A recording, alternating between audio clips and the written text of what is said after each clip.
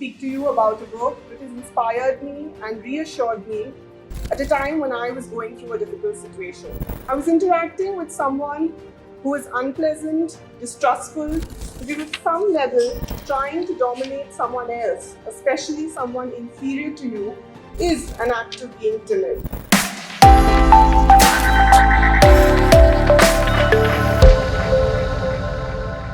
While I was reading the book I'm going to be talking about, which is A Letter to My Daughter by Maya Angelou, I came across this line in the introduction which says, "I have dared to try many things, sometimes trembling, but daring still." So I stand here daring to speak to you about a book that has inspired me and reassured me at a time when I was going through a difficult situation. It was not long back that I heard of Maya Angelou and this book. This was in mid-2020 and we were in the midst of COVID, and some of us started reading more books during that period. It was also during this time that I was struggling with a situation. I was interacting with someone who was unpleasant, distrustful, and often belittled me. While this was not a big problem, it made me very uncomfortable and anxious. And there was this internal conflict of whether I was too gentle and incapable of dealing with the situation, or whether I didn't deserve to be in the situation and must withdraw from it. I believe this conflict exists because ironically and unfortunately, we associate more shame to not being able to deal with misbehavior than to the misbehavior itself. It was during this time that I read the book, and one chapter in particular resonated with me and, more importantly, comforted me.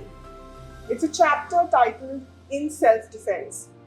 This was Maya Angelou in this chapter describes a situation where she has a meeting with a producer who wants her permission to produce a short story she had written. And this is how Maya Angelou describes the situation. As often happens, the leader of the group showed herself immediately. There was no question as to who was the boss.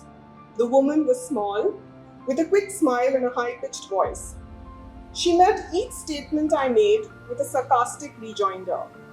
Not caustic enough for me to call her down, but pointed enough for me to realize she meant to put me in my place, which was obviously somewhere beneath her.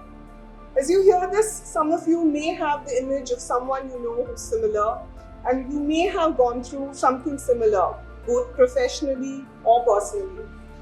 So as the conversation continued, Maya Angelou confronted this lady by saying, "You are timidly attacking me."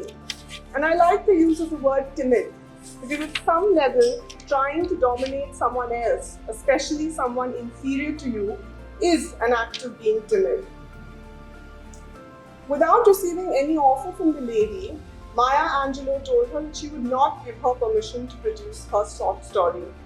And the reason she said was, "I know very well that you would not furnish me with a peaceful or pleasant environment in which to work. That is not how you work, so I'm obliged to refuse any offer you might make." And at that time, I was exactly going through this situation.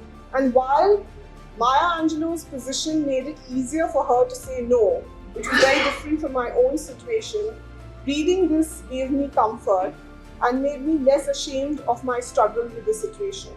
Interestingly, when I read this book over the weekend to refresh my memory, while the chapter continued to impact me, there was another part of the chapter that I resonated with more. And I realized that over the last 5 years, I've learned to defend myself better. Maya Angelou concludes the chapter by saying, "Each of us must care enough for ourselves that we can be ready and able to come to our own defense when and wherever required." In the world we live, we have to face unfair situations, and unfortunately, everyone's not kind. And we have to be therefore ready to be able to defend ourselves.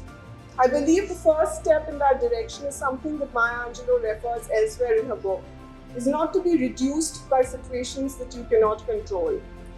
It's extremely liberating to not take someone else's bad behavior personally. Now, when someone's rude or misbehaves with me, on most occasions I'm untroubled by it. I can continue with my work without being demoralized or consumed by the other person's negativity. What I hope to do more is to be able to call out bad behavior and not tolerate it. That is an ongoing journey. I would like to end with something I keep going back to. This is not from the book. This is from Maya Angelou's poem, Still I Rise. It inspires me, and I hope it inspires you too. You may shoot me with your words. You may cut me with your eyes. You may kill me with your hatefulness. But still, like air, I'll rise. Thank you.